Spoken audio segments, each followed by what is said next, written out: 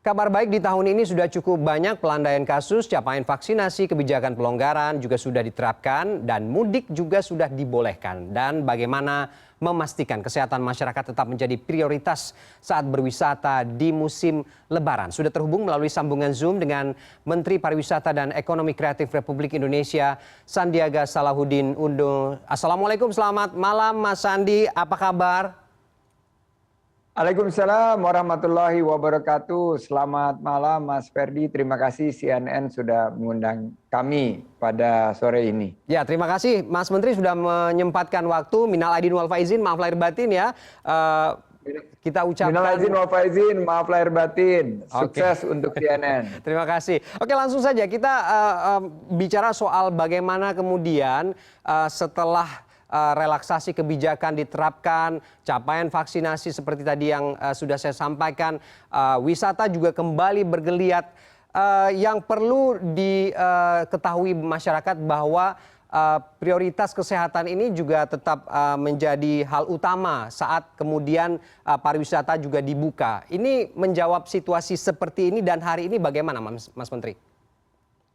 Ya betul Mas Ferdi, 2 tahun ini kita mengalami suatu keprihatinan karena pandemi ini menghantam sektor pariwisata dan ekonomi kreatif. Sekarang saatnya kita bangkit dan pemerintah sudah mengizinkan mudik tentu dengan protokol kesehatan yang diterapkan secara ketat dan disiplin. Kami sudah mengantisipasi karena ada 80 juta pemudik lebih, di mana 48 juta kurang lebih akan melakukan kegiatan wisata dan ekonomi kreatif. Oleh karena itu kami sudah memberikan surat edaran agar destinasi wisata dan sentra ekonomi kreatif menjalankan protokol kesehatan secara ketat dan disiplin, dan kami sudah mengirimkan surat permohonan bantuan kepada aparat terkait, kepada pemerintah provinsi, kabupaten, kota untuk memantau destinasi wisata selama libur Hari Raya Idul Fitri, dan para kepala dinas provinsi dan kepala dinas kabupaten kota juga dapat mempersiapkan tempat wisata secara maksimal, menyesuaikan dengan level PPKM dan standar protokol kesehatan serta CHSE. Karena seperti yang Mas Ferdi bilang tadi, memang ini tentunya keberkahan dan ada 72 triliun rupiah yang akan bisa membuka peluang usaha dan lapangan kerja baik di seputar jalur mudik maupun di destinasi-destinasi akhir tujuan dari para pemudik. Namun jangan sampai kita menjadi pemicu munculnya kasus baru. Oleh karena itu kami siapkan 15 titik lokasi lebih untuk posko Ramadan di Indonesia aja, bekerja sama dengan berbagai pihak, dan kami juga dengan Kementerian Perhubungan menyusun perjalanan panduan perjalanan atau travel pattern yang bisa memecah kemacetan dan penumpukan lalu lintas dengan mengarahkan ke desa-desa wisata dan sentra ekonomi kreatif agar tidak terjadi kepadatan yang luar biasa. Tentunya ini kita harus juga pastikan dalam keadaan aman, nyaman, dan sehat, sehingga kita betul-betul ingin mendorong agar mudik aman dan sehat ini bisa terlaksana dengan baik. Baik, Mas Menteri, kita nanti lanjutkan kembali, kita break sejenak untuk mendengarkan kumandang azan maghrib berikut ini.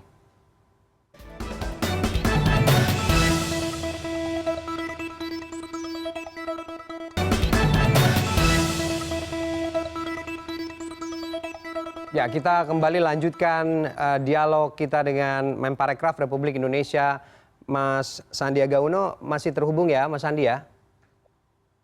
Siap, Oke. masih terhubung. Oke, tadi kan sudah menjelaskan bagaimana secara aturan cukup jelas begitu ya, bahwa semuanya ada tertata begitu, tidak ada aturan-aturan yang kemudian longgar untuk memastikan bahwa berwisata di situasi pandemi saat ini juga tetap aman dan nyaman. Tapi kemudian di lapangan ini kan juga perlu dipastikan pengawasannya. Apakah juga ada aturan yang lebih spesifik, Mas Andi, soal ini?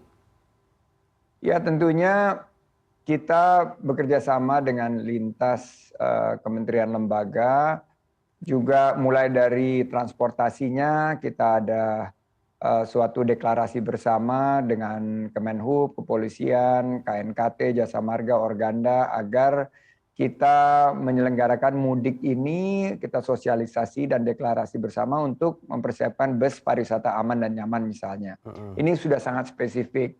Lalu kita melalui surat edaran ini juga menghimbau masyarakat yang akan berkunjung ke destinasi wisata tetap waspada terhadap COVID-19 dan disiplin menerapkan protokol kesehatan. Vaksinasi lengkap ditambah vaksin booster lebih baik. Dan aplikasi digital baik Peduli Lindungi maupun aplikasi digital yang sudah terinstall di destinasi wisata harus digunakan.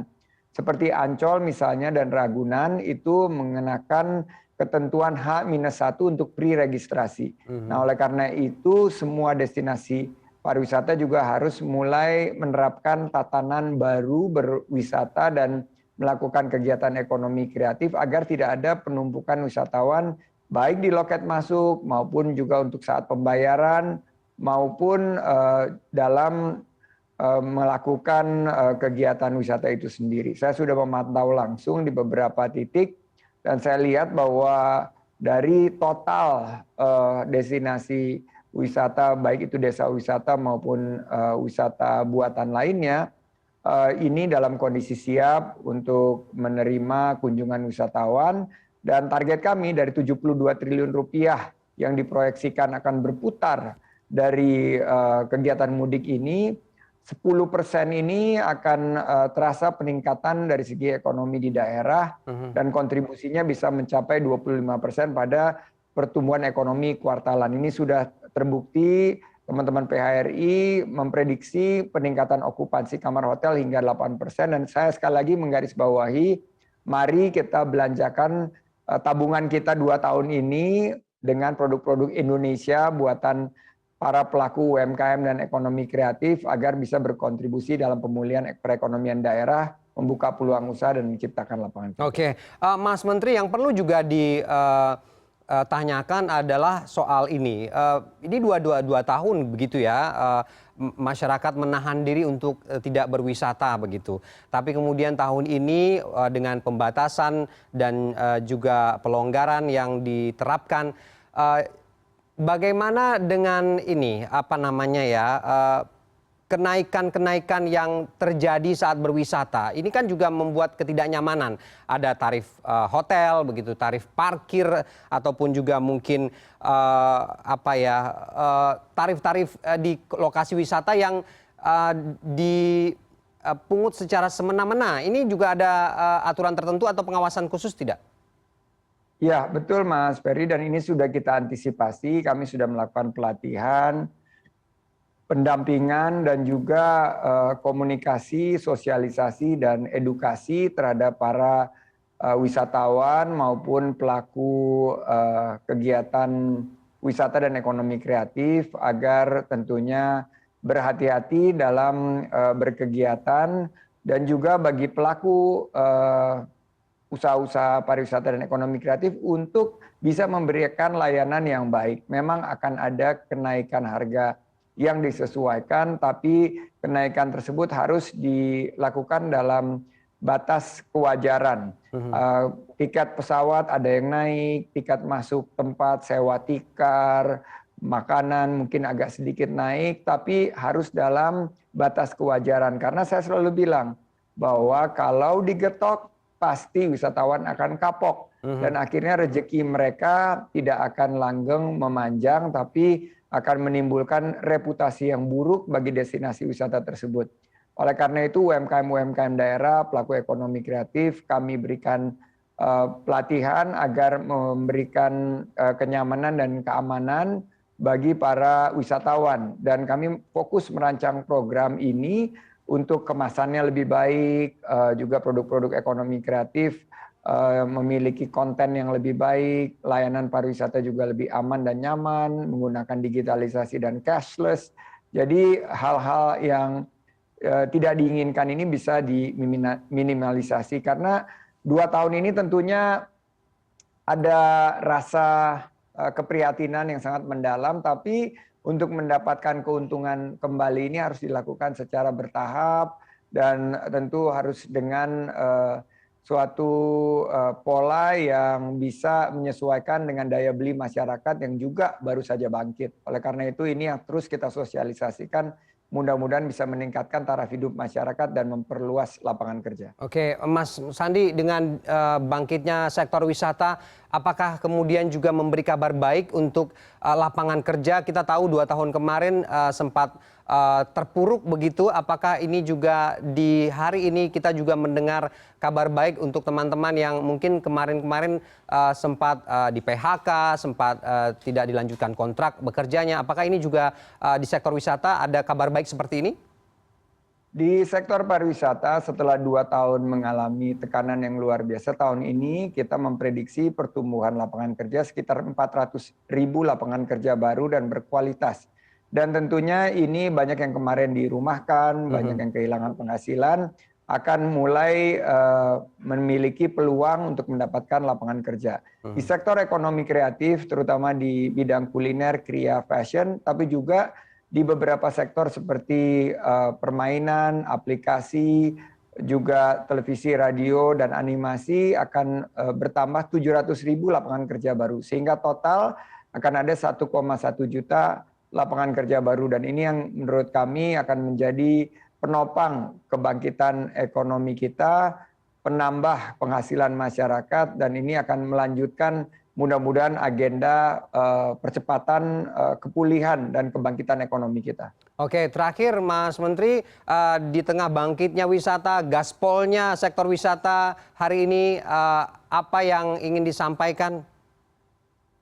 Saya ingin menyampaikan kepada pemudik, marilah bermudik secara aman dan sehat, dan berwisata secara bertanggung jawab, gunakan aplikasi Peduli Lindungi, gunakan sistem pembayaran online seandainya sudah disiapkan, dan juga yang terbaik adalah beli produk-produk ekonomi kreatif lokal, sehingga bukan hanya ekonomi di perkotaan yang bergerak, tapi juga di daerah juga akan bergerak. Saya bilang jangan hanya rohali, rombongan hanya lihat-lihat, atau rogetik, rombongan gelar tikar, tapi harus menjadi rojali, rombongan yang jadi beli produk-produk ekonomi kreatif dan dibawa untuk oleh-oleh pulang dari daerah ke ibu kota. Bukan hanya yang dari ibu kota dibawa ke daerah, oleh-olehnya juga sebaliknya dari daerah juga ke ibu kota. Oke. Sukses untuk teman-teman pemudik, stay safe, TTDJ, hati-hati di jalan, dan tentunya kita harapkan kembali dalam keadaan sehat walafiat setelah libur lebaran ini. Oke, jangan sampai Roger ya, rombongan mager gitu ya. Nggak kemana-mana gitu, harus wisata karena udah dibuka, aturannya juga sudah ada dan pengawasan juga sudah ditingkatkan. Terima kasih Mas Menteri. Terbaik, nambah satu nih, Roger. Baik, terima kasih Mas Menteri sudah mau berbagi perspektif sore ini dan selamat melanjutkan aktivitas, selamat berlebaran sekali lagi, minal aidin wal faizin. Assalamualaikum, selamat malam. Waalaikumsalam warahmatullahi wabarakatuh.